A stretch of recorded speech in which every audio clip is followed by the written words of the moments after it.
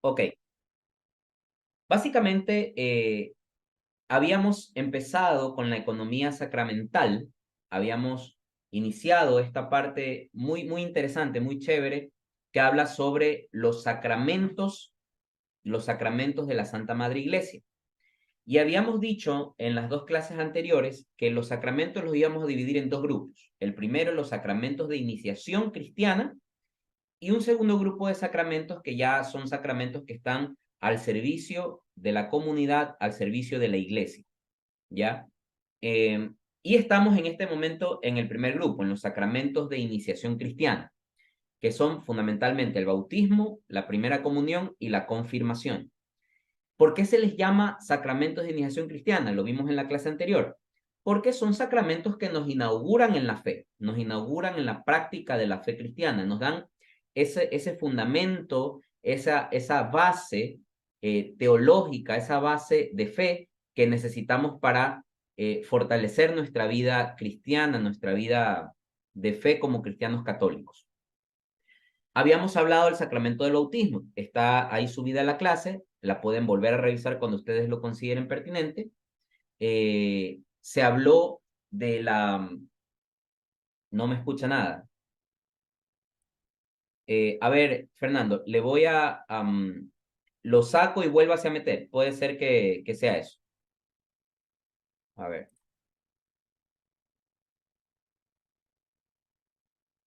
Ok.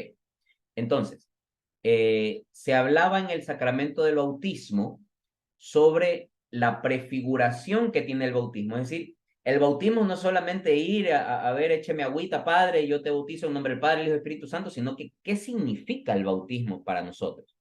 Significa una incorporación al cuerpo místico de Cristo, que es la iglesia, significa morir al pecado.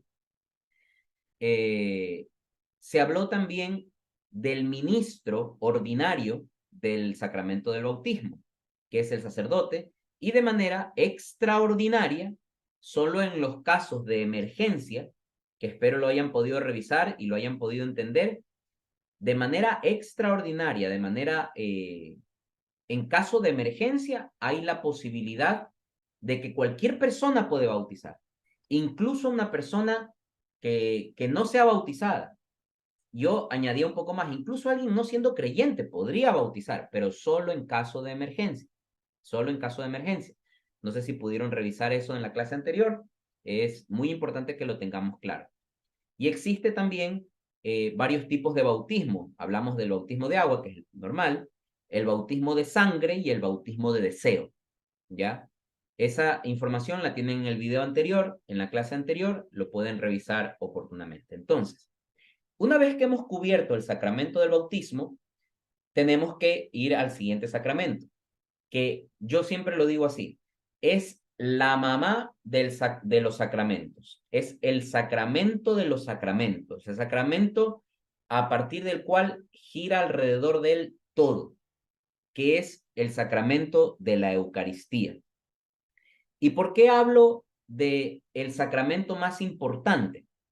Pues porque si bien es cierto, el sacramento del bautismo es importantísimo, es necesario porque el bautismo nos borra el pecado original y recibimos los dones del Espíritu Santo, nos convertimos en sacerdotes, profetas y reyes, formamos parte del cuerpo místico de Cristo, que es la iglesia, se nos borra el pecado original, en fin, una cantidad y una gama de cosas maravillosas respecto del sacramento del bautismo. Y recibimos al Espíritu Santo de modo espiritual, porque el Espíritu Santo es espiritual. Ahora, ¿qué tiene de especial el sacramento de la Eucaristía? ¿Recibimos a Cristo de manera espiritual? Sí. ¿Y Cristo siendo Dios en unión del Padre y del Espíritu Santo? Sí. Pero da la particularidad de que en el sacramento de la Eucaristía, además de recibir a Cristo de modo espiritual, lo estamos recibiendo de modo físico, lo estamos recibiendo de modo eh, material, de modo presencial, ¿ya? Y eso tiene una connotación muy, muy, muy relevante y la vamos a ver hoy en el desarrollo de la clase. Lo primero, entender, a ver, ¿de dónde viene esta palabra Eucaristía? Eucaristía es un término griego que significa acción de gracias, ¿ya? La Eucaristía, por tanto, es un sacramento en todo sentido de acción de gracias. ¿Acción de gracias de qué? ¿Dar gracias a qué? Pues básicamente el sacramento de la Eucaristía tiene una connotación de acción de gracias porque todo esto viene de una prefiguración, tiene un origen. Y el sacramento de la Eucaristía tiene su origen en la Pascua judía. Si ustedes revisan el Antiguo Testamento o nos remontamos a información histórica de muchísimo más de 2000 años atrás, ustedes saben que quiénes son nuestros hermanos en la fe, o sea, de dónde nace el catolicismo, nace del judaísmo, porque Jesús era judío, de hecho, y Jesús instaura el cristianismo a partir del judaísmo. Los judíos creen exactamente lo mismo que creemos nosotros. En un término fundamental, sí, con la diferencia en que los judíos se quedaron en el Antiguo Testamento. Porque para ellos, Jesús solamente fue un profeta. Los judíos, nuestros hermanos judíos, siguen esperando al Mesías, al Redentor, al Salvador, ¿ya? Y ahí donde nace la gran diferencia entre el judaísmo y el cristianismo. Sin embargo, muchas de las costumbres, mucha de la tradición y la praxis, la práctica de la liturgia como tal, proviene del judaísmo, proviene del judaísmo. De hecho, el sacramento de la Eucaristía viene de la Pascua judía. ¿Qué celebran los judíos en la Pascua? Los judíos en la Pascua celebran, la palabra Pascua significa paso. Entonces los judíos celebran la Pascua, que es el paso del ángel de Dios por su pueblo Israel. Acuérdense ustedes que en el relato del Antiguo Testamento se hablaba de que a los judíos se les pedía que sacrificaran a un cordero y que con la sangre de ese cordero pinten las puertas de las entradas de su casa para que cuando pase el ángel del Señor no extermine a esa familia y a través de la sangre del cordero iban a ser ellos identificados como pueblo de Dios. Entonces, fíjense cómo toda esta cosa que existe hace muchísimo más de 2000 años tiene mucha relación con lo que hoy nosotros creemos como sacramento de la Eucaristía. En la Pascua judía había un cordero que se sacrificaba, que se mataba un cordero.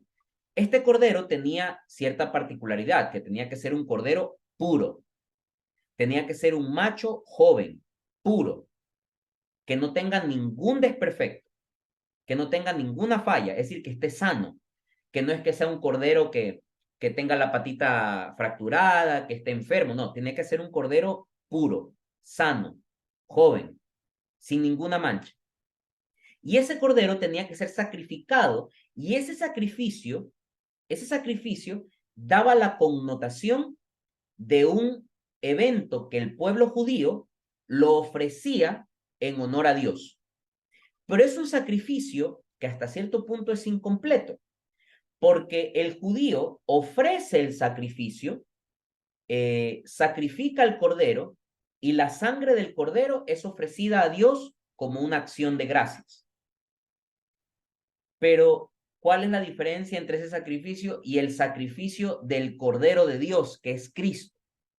Que Cristo es, a su vez, Cordero, porque Él es el ser que es sacrificado, es a la vez sacerdote, porque Cristo mismo se ofrece en sacrificio, ¿ya?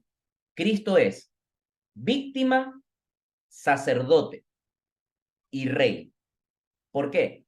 Porque Cristo, al ser Dios, el sacramento de su cuerpo y de su sangre es ofrecido por nuestra salvación, al igual que en el pueblo judío, por nuestra redención, porque nosotros somos el pueblo elegido por Dios. Pero Él a la vez es la víctima y el sacerdote que ofrece el sacramento. Y al ser Dios, tiene la capacidad de hacer que este sacrificio tenga una connotación mayor, porque no es un cordero, no es una cabra, no es un animal el que está sacrificando, es al mismísimo Dios, que siendo Dios es también hombre, y al ser hombre puede ser víctima dentro de este sacrificio. Entonces, fíjense, lo primero es, la palabra Eucaristía hace referencia a acción de gracias. Ya tenemos ahí una idea clave, acción de gracias, que es igual que en el pueblo judío. Ahora, la Eucaristía hace referencia a algo que es el sacrificio. El sacrificio. Entonces, al igual que la Pascua judía, hay un sacrificio y hay una acción de gracias. ¿Cuál era la acción de gracias del pueblo judío? El pueblo judío elevaba una acción de gracias a Dios porque Dios había salvado al pueblo escogido, a Israel, del faraón a través de Moisés. Por eso es que los judíos, su ley es la ley de Moisés, la ley de Moshe.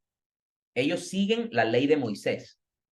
Sin embargo, Cristo no es que deroga la ley de Moisés, pero le da cumplimiento fiel y la supera.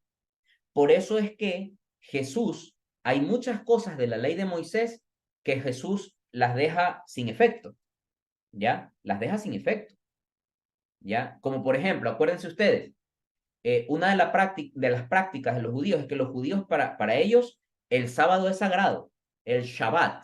Y no solamente el sábado, sino el día en que se celebra el sacrificio de acción de gracias o la Pascua, para ellos es Shabbat. Y el Shabbat en el pueblo judío, ¿qué significa? Que no puedes trabajar. Es un día dedicado a Dios exclusivamente. Pero ¿qué hizo Jesús? Acuérdense cuando Jesús estaba predicando en la sinagoga y había un enfermo, una persona que necesitaba ayuda de Dios, ayuda de Jesús, pero era sábado. Y los fariseos, que son judíos, y los escribas que estaban por ahí, que eran judíos, comentaban entre ellos y chismoseaban, ¿no? Decían, no puede ser que este, siendo judío, vaya a curar a un enfermo en sábado, puesto que por el Shabbat no se puede trabajar el sábado. ¿Y qué hizo Jesús? Se pasó por los pies ese tema y Jesús curaba enfermos en sábado y enseñaba a sus discípulos a curar enfermos incluso en día sábado. Entonces Jesús supera la ley de Moisés y por eso es que el cristianismo da cumplimiento a la ley de Moisés y la supera. Y muchas de las cosas que estaban puestas en la ley de Moisés quedan prácticamente abolidas. ¿Ok? Entonces tenemos dos ideas claves, acción de gracias y sacrificio. Ahora, vamos a una tercera idea clave. A lo largo de todo el Antiguo Testamento, Dios no dejó, de manera incesante, se reveló a su pueblo. Tienen ustedes, ya hablamos de esto, ¿no? Se reveló ante Adán y Eva, se reveló ante Noé, se reveló ante Abraham y se reveló ante Moisés. Y en cada uno de estos episodios de la revelación, Dios estableció una alianza. ¿Se acuerdan que hablamos de eso? De alianza.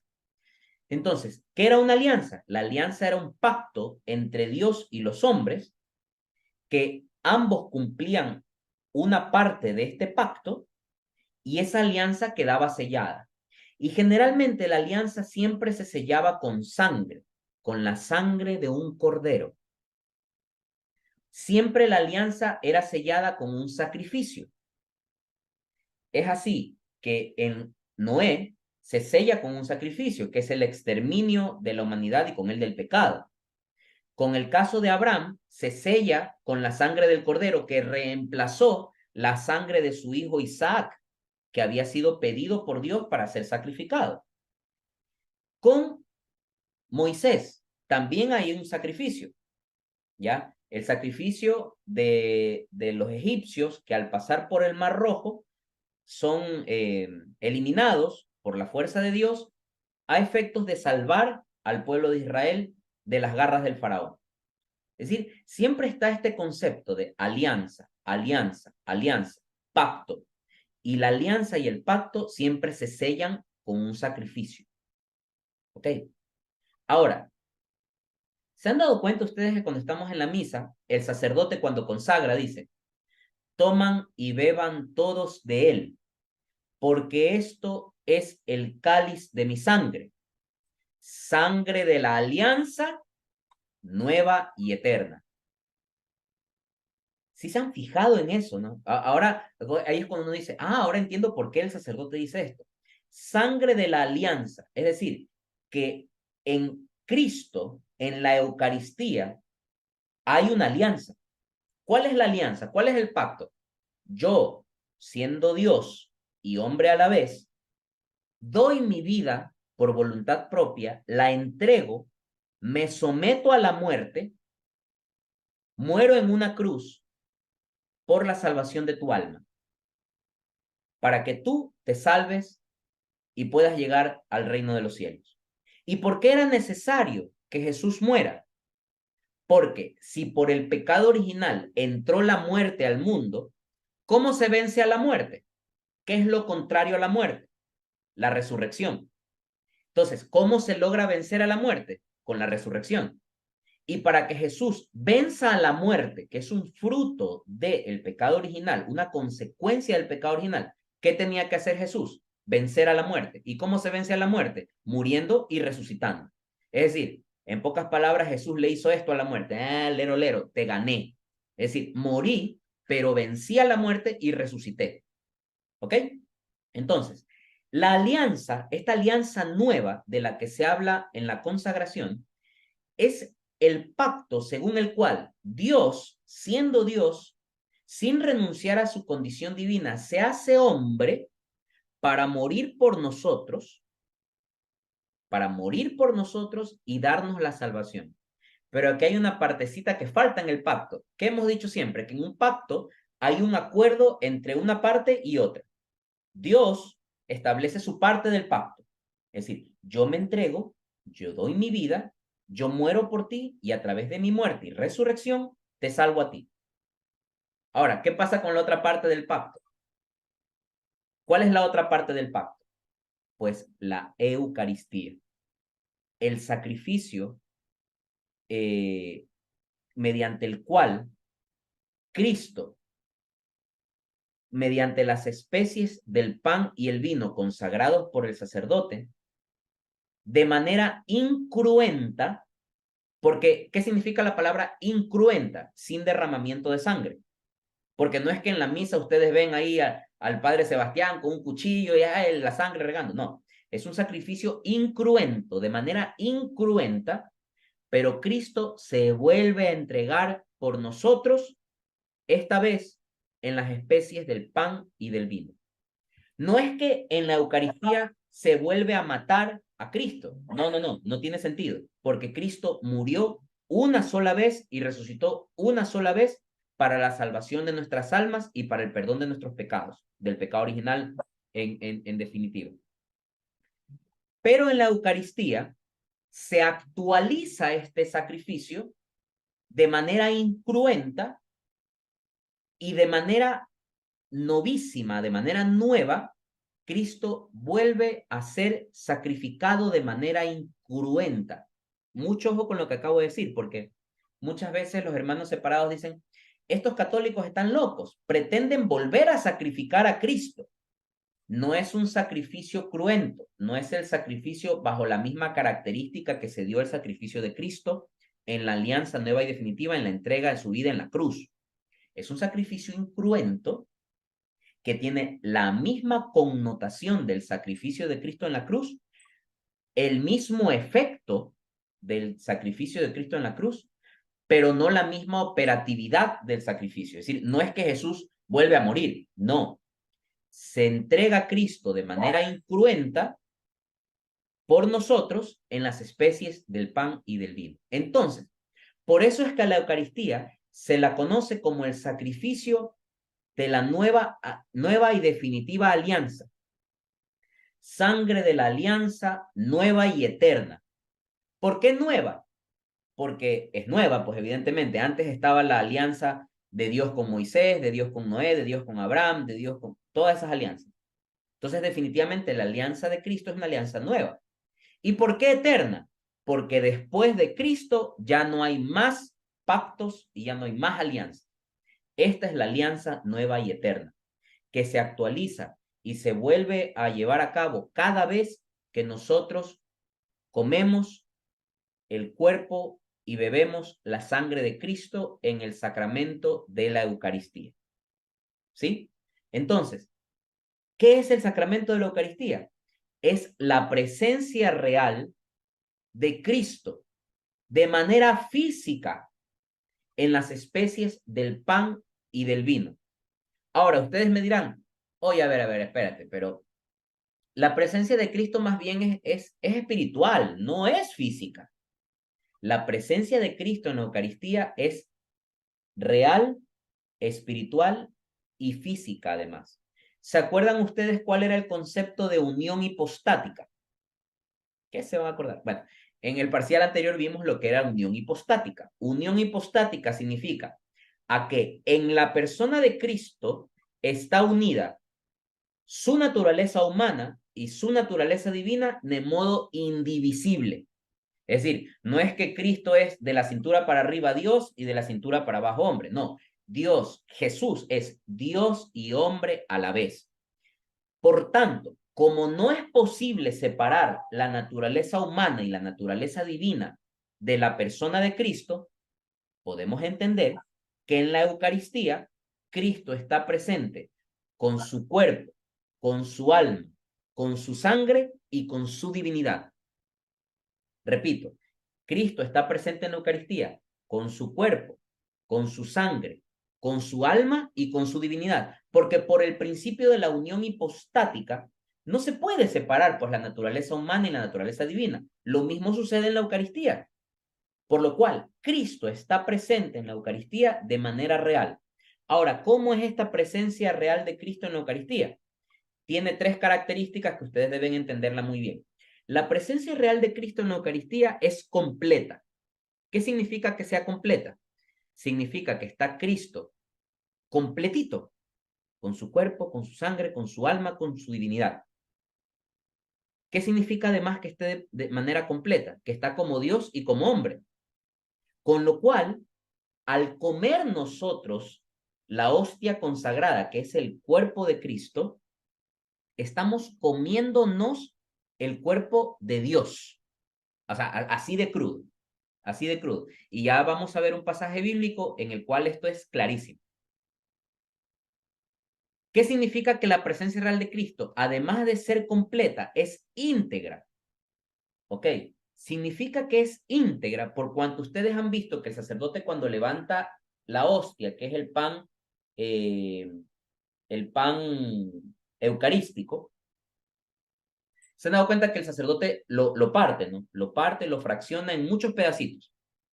Y uno se pondría a pensar humanamente, oye, si ahí está Cristo y el sacerdote acaba de partir la hostia, entonces quiere decir que a mí me va a tocar el pie, me va a tocar el dedo, la uña de Cristo, porque está partiéndolo. No, porque la presencia real de Cristo en la Eucaristía es íntegra. En cada milimétrica porción de pan y de vino consagrados está presente Cristo con su cuerpo, con su sangre, con su alma y con su divinidad. Y tercero, la presencia real de Cristo es limitada en el tiempo. ¿Qué significa esto? Y esto es muy importante. Porque, a ver, van ustedes a comulgar, ¿ok? Van, comulgan, chévere, van a la misa de domingo 8 de la mañana y comulgan. Más o menos comulgarán tipo 8:30. Pregunta, ¿hasta cuándo yo que me acabo de comer el cuerpo de Cristo, hasta cuándo Cristo está presente en esa especie de pan consagrado que me acabo de comer yo? Uno dirá, oye, si Cristo es Dios y Dios está presente en la Eucaristía, entonces ya comulgué una vez y ya, pues lo tengo a Dios metido dentro de mi cuerpo toda la vida. No, la presencia real de Cristo es limitada en el tiempo porque Cristo permanece en la especie de pan y vino consagrados mientras dure el proceso digestivo. Es decir, si yo comulgo, esa hostia, como toda cosa que yo me coma, va a pasar por un proceso en el cual se va a desintegrar dentro de mi organismo. Va a pasar por el estómago, por el bolo alimenticio y todo el efecto gástrico que debe tener. Y una vez que esa hostia consagrada se desintegra completamente, hasta ahí nomás, ¿ya? Con lo cual, no es que ya comulgué hoy ya domingo y lo tengo a Cristo dentro de mí para toda la vida, no. Por eso es que para las personas que lo puedan hacer y para las personas que tengan la posibilidad de hacerlo, si pueden comulgar todos los días, bienvenido sea, ¿ya? Lo que no se debe hacer es comulgar varias veces y repetidas veces en el día, porque no tiene sentido. No es que les va a hacer daño, no es que están cometiendo un pecado, pero, digamos, no se le está dando la seriedad y el realce que tiene la presencia de Cristo en la Eucaristía, pues no es un juego el tema, ¿ya? Entonces, la presencia real de Cristo en la Eucaristía es completa, íntegra y limitada en el tiempo, ¿ok? Ahora, ustedes se preguntarán, ¿por qué utilizan pan y vino?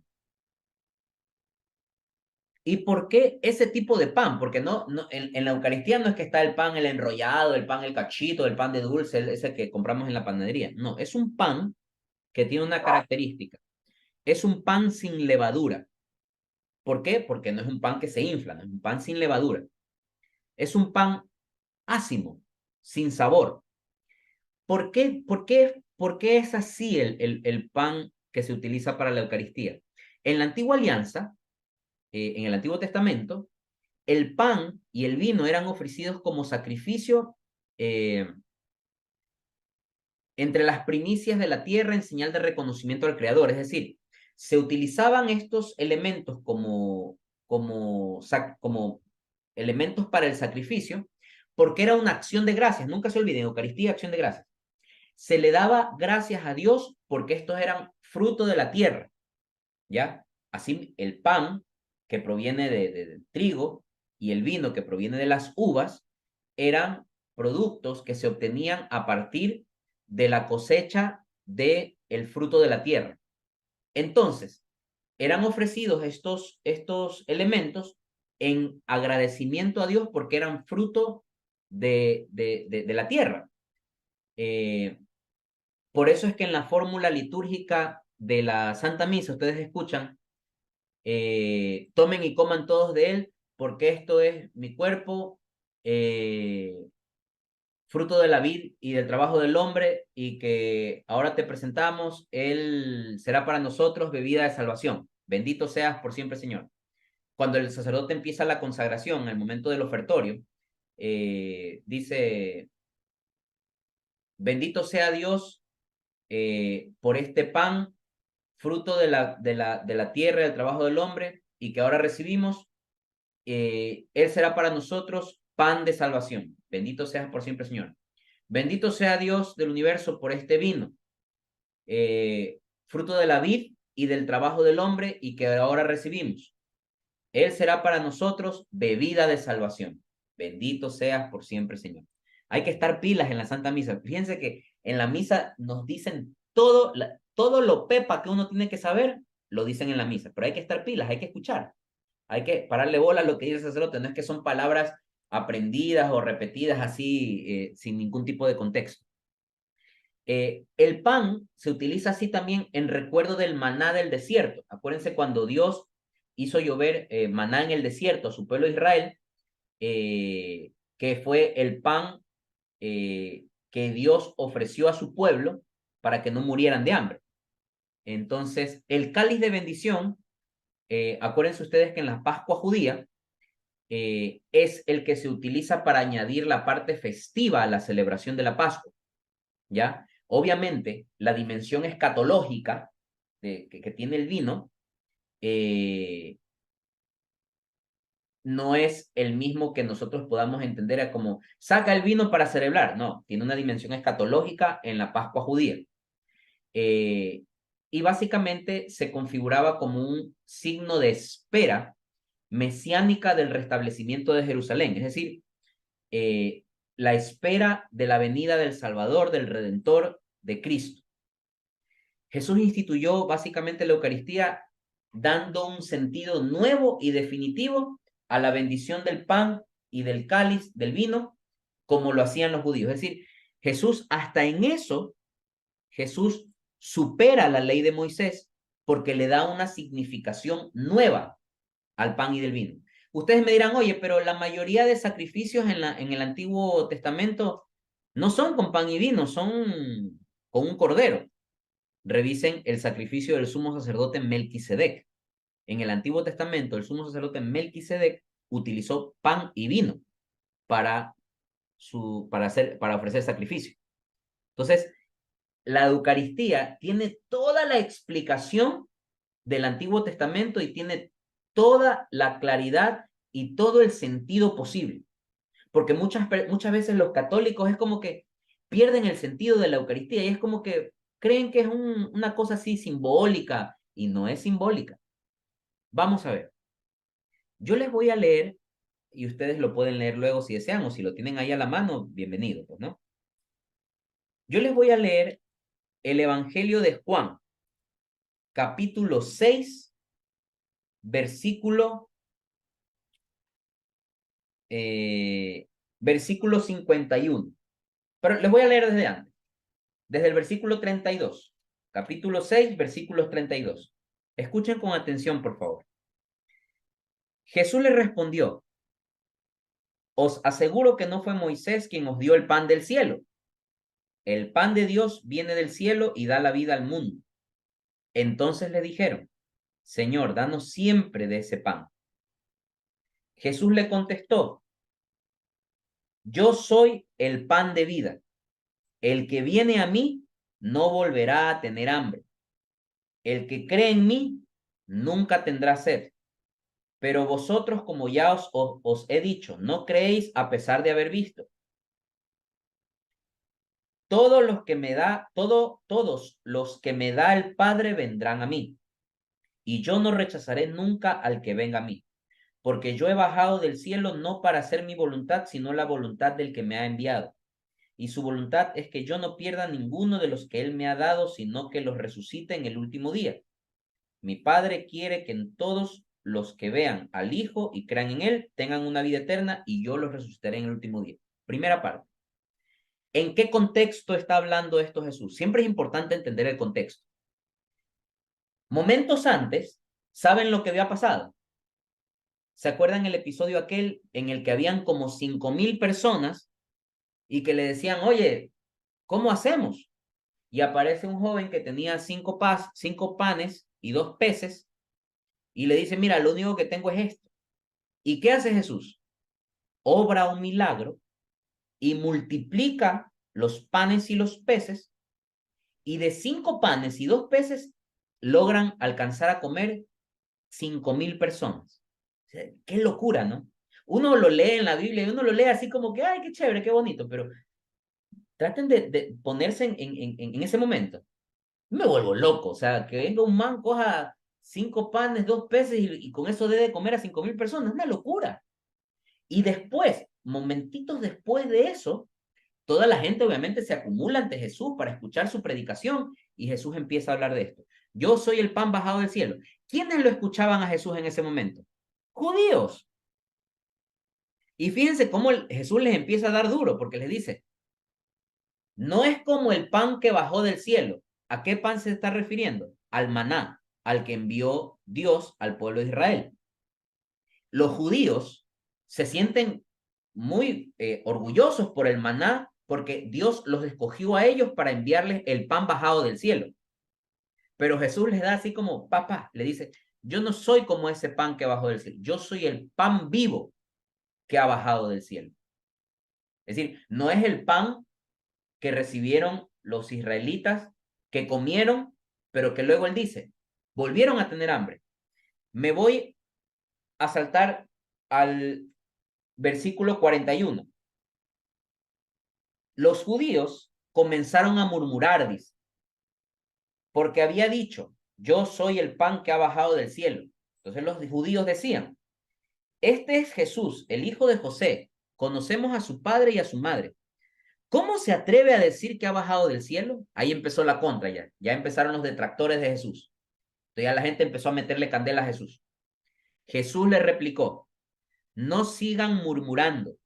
Nadie puede aceptarme si el Padre que me envió no se lo concede. Y yo lo resucitaré el último día. Está escrito en los profetas y serán todos instruidos por Dios. Todo el que escucha al Padre y recibe su enseñanza me acepta a mí. Esto no significa que alguien haya visto al Padre, solamente aquel que ha venido de Dios ha visto al Padre. Os aseguro que el que cree tiene vida eterna. Yo soy el pan de la vida. Fíjense con esto. Oigan, pónganse en los zapatos de los judíos.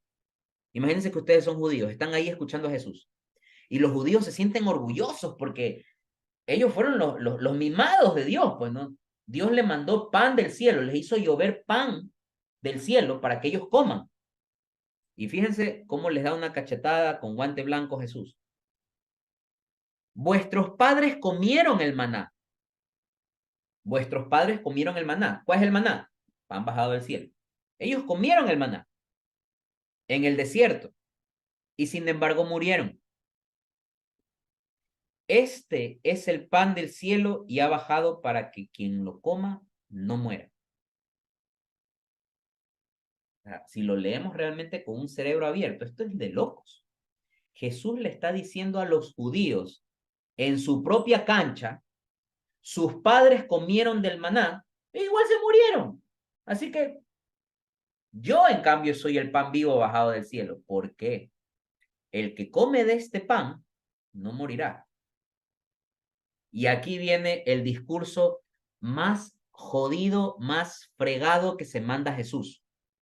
El discurso más fregado que se manda Jesús. Y que muchas veces ustedes lo deben haber escuchado, pero no han caído en cuenta de lo vital y de lo clave que es eso.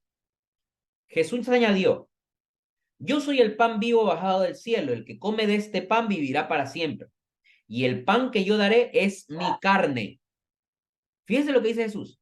Yo soy el pan. Hasta ese momento muchos habrán entendido, ya, chévere, desde un modo espiritual. Tú eres el pan y quieres que comamos el pan espiritual de tu palabra, de tu predicación, etcétera. No, pero Jesús va aquí a la vena. Dice, y el pan que yo les daré es mi carne. Ya se imaginan qué habrá pasado en ese momento con las 5,000 personas. Muchos de ellos seguramente dijeron, este está loco, este pana se fumó una cosa rara, o sea, este pana está borracho, ¿qué está diciendo? Esto suscitó una fuerte discusión entre los judíos, los cuales se preguntaban, ¿cómo puede este darnos a comer su carne? Y empezó el relajo y la polémica. Jesús les dijo, yo os aseguro que si no coméis la carne del Hijo del Hombre y no bebéis su sangre, no tendréis vida en vosotros. Toma, judío. Yo les aseguro que si no coméis la carne del Hijo del Hombre y no bebéis su sangre, no tendréis vida en vosotros. Es decir, Jesús primero, de manera lírica, bonita, yo soy el pan bajado del cielo, todo lindo, chévere, hermoso y precioso. Segundo, el pan que yo les daré es mi carne. Aguanta. Y tercero, el que no come de este pan y no bebe de esta sangre, el que no come mi carne, dice el Señor, y no bebe mi sangre, no tiene vida eterna. Se tienen que haber vuelto locos los judíos en ese momento. Y en efecto dice, el que come mi carne y bebe mi sangre vive en mí y yo en él. El Padre que me ha enviado posee la vida y yo vivo por él. Así también, el que me coma vivirá por mí. Este es el pan que ha bajado del cielo. Y vuelve a ponerles el dedo en la llaga a los judíos. No como el pan que comieron vuestros antepasados. Ellos murieron, pero el que coma de este pan vivirá para siempre. Todo esto lo expuso Jesús enseñando en la sinagoga de Cafarnaúm. Les resumo el cuento porque es larguísima la lectura para ir terminando. Muchos de sus discípulos, al oír a Jesús, dijeron, esta doctrina es inadmisible. ¿Quién puede aceptarla? Jesús, sabiendo que sus discípulos criticaban su enseñanza, les preguntó, ¿os resulta difícil aceptar esto? ¿Qué ocurriera si vieses al Hijo del Hombre subir a donde estaba antes? El Espíritu es quien da la vida, la carne no sirve para nada. Las palabras que os he dicho son espíritu y vida, pero algunos de vosotros no creen. Jesús sabía desde el principio quiénes eran los que no creían y quiénes lo iban a entregar, y añadió, por eso os dije que nadie puede aceptarme si el Padre no se lo concede. Fíjense esta parte que es catapultante. Desde entonces, muchos de sus discípulos se retiraron y ya no iban con él. Si Jesús hubiera estado hablando en una forma simbólica, que esto es lo que dicen los evangélicos, que la Eucaristía es un tema simbólico nada más, o muchos católicos a veces creen que la Eucaristía es un símbolo, nomás es una cosa así significativa, un símbolo. Si Jesús hubiera estado hablando simbólicamente y ve que el público se le empieza a ir, ¿qué hubiera hecho Jesús? Oye, esperen un ratito, déjenme aclararles, no malentiendan, no me saquen de contexto mis palabras. Yo no estoy hablando de que van a comerse un pedazo de mi piel, un pedazo de mi carne. No, no, no, no, no. Lo estoy hablando de forma simbólica. Pero no. ¿Saben lo que hace Jesús? La gente se le empieza a ir como loco. Y Jesús no le interesa. ¿Y saben lo que dice Jesús? Jesús le preguntó a los 12 apóstoles que estaban todavía ahí, ¿también ustedes se quieren marchar? Es desafiante lo que hace Jesús. ¿Ustedes también se quieren ir como toda esta sarta de sinvergüenza? ¿También se quieren ir? ¿Y qué le responde Simón Pedro? Señor, ¿a quién iremos? Tus palabras dan vida eterna. Nosotros creemos y sabemos que tú eres el Santo de Dios. Miren qué maravilloso esto. Entonces, si Jesús hubiera instituido la Eucaristía como un mero tema simbólico, no hubiera permitido que se le vaya tanta gente. Habían 5.000 personas, malagradecidos que habían, minutos antes habían comido gracias al milagro que hizo Jesús. Luego, cuando Jesús les pone el discurso eucarístico, se fueron porque no les gustó. ¿Por qué? Porque les dio con el dedo en la llaga. Sus padres comieron del maná e igual murieron. Yo soy el pan vivo y el pan que yo les voy a dar es mi carne. Y el que no come mi carne y no bebe mi sangre, no tiene vida eterna. Con lo cual, ahora entienden por qué les dije que este es el sacramento, la mamá de los mamás de los sacramentos. El sacramento más importante de todos, porque en él está presente Cristo con todo su cuerpo, con toda su sangre, con toda su alma y con toda su divinidad. Y es tan extenso hablar de Eucaristía que no basta una sola clase. Mañana vamos a seguir y a concluir el tema de Eucaristía. Por hoy vamos a quedar ahí. Vamos a llegar hasta esta parte. Por favor, revisen las clases de catequesis. Ya les envié el otro día el cuestionario del segundo parcial. Vayan leyéndolo, vayan revisándolo. Y cualquier duda, cualquier inquietud, cualquier pregunta, con mucho gusto me escriben y ahí cualquier cosa lo solucionamos, ¿ya? Listo, entonces, que tengan una linda noche, cuídense mucho, pasen bien, gracias por conectarse y nos estamos viendo mañana. Mando un abrazo. Chao.